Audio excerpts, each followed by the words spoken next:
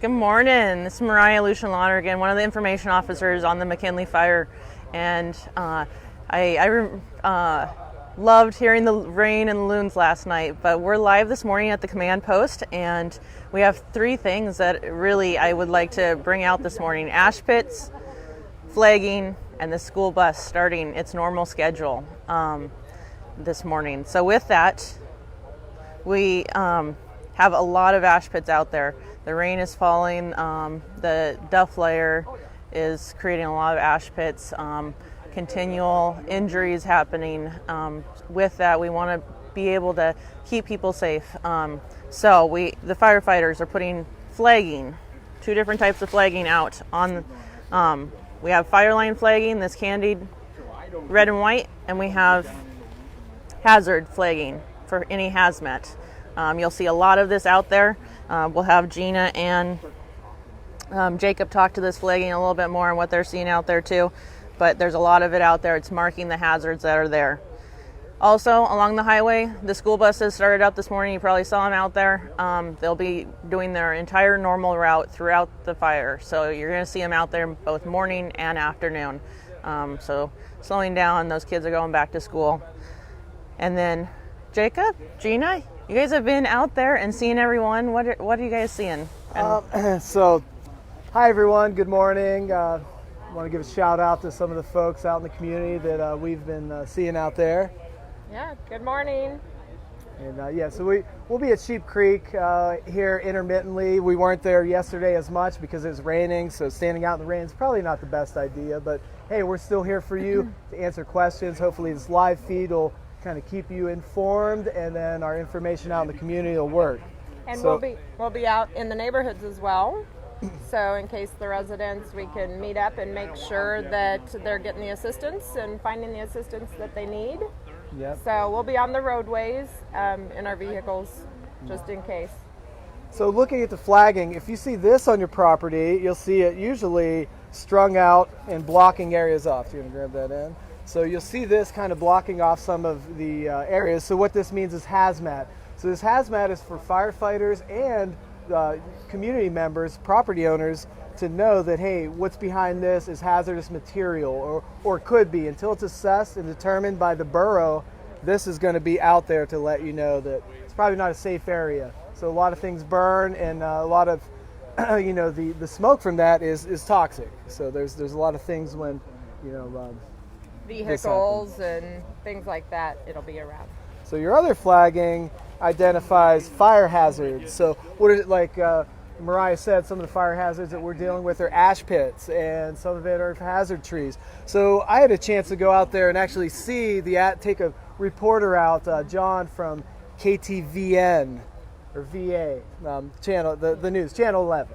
So took the news guy out there, and we just walking in those little areas, it's, some of it's coming up to your knee. It's really deep, and it wasn't hot, but it's cold, but it's still a hazard because you could trip on that stuff. So you're walking in these deep pits that have already previously burned. So whether or not they're hot or cold, I mean, they're still impactful to anybody who's going to walk in there. You could easily slip, trip, fall. So that's just some of the things that you'll see, trying to answer those questions on what the flagging means. What's that? Oh, and so some of the sources say we had another burn injury from the ash pits. So I don't know what the numbers are, but I know throughout this whole event we've had, one day at Sheep Creek, some lady came and got some medical attention for her daughter and her daughter's boyfriend because they'd step in an ash pit, and herself. Mm-hmm. So it's still real. Even though we had this this rain was measurable, the most rain we've had in a month or more. So a lot of it was more than a half inch throughout the fire area. So this half inch of rain is helping out, but there's still ash pits, hazard trees. It's still happening out there. So be careful if you're on your property. We know you guys are out there. We don't want to keep anybody from doing what they have to do in their cleanup effort. Just be careful. Yeah, and if you do get injured, seek medical attention right away, because it can turn into something more than just a slight burn. Mm-hmm. And one of the things we're asking people to do is call us if they have any questions about fire or any concerns. Just give us a call and we can pass the information on. So I know some of you guys have the fire information line, And if it's an emergency, always dial 911. So that's the right approach.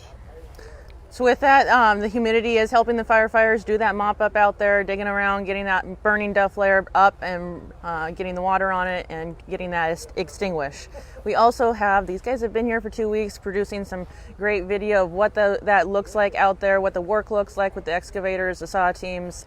McKinley Fire Info on YouTube is where to find that. We're going to continue to get out there and bring you that those visuals, what it looks like on the ground out there. So if you have any things that you want to see in past, go there and go ahead and search that out. What do we have for questions? Wendy wants to know where she can drop off postcards for firefighters to send home. So that's at our ICP. That's a great question. I've seen more postcards delivered to this ICP than I've ever seen. And thank you guys. Thank you in the community. Thanks for looking out. A lot of folks are from the lower 48 up here helping out, lending a hand in your neighborhood. So having that postcard, they could send it home to their family, to their kids. I've written 2 to my daughter. She's almost 3, and Yes. you know she gets used to seeing postcards now that community members are donating them. The ICP. So ICP, good question. So ICP is at the Willow Community Center. We're still there. Come drop them off, and we'll make sure they're distributed to those who want them. So once again, thanks. I mean, It's been great. Yeah, I have a first time away from the 2-year-old for 2 weeks, and I sent him a postcard, so very much appreciated. Thank you. Any other questions? Okay. And once again, thank you, community members. If you haven't seen the video of the community barbecue, you can check that out. And the businesses. And the Sheep Creek Lodge again. Sheep Creek Lodge has been wonderful. awesome. During this whole incident, they've been great. So just thanks everybody. Jim Armstrong, the local mechanic, we have him working on the fire. So Jim's out there hauling equipment around, moving around those excavators and those feller bunchers and all that stuff you see that's still out there working, still out there making your home, your area safe, keeping your power line safeguarded. So still plenty of work to do out here, and just thanks for the support. Just remember, ashpits, flagging, school buses. Thanks. Thank you.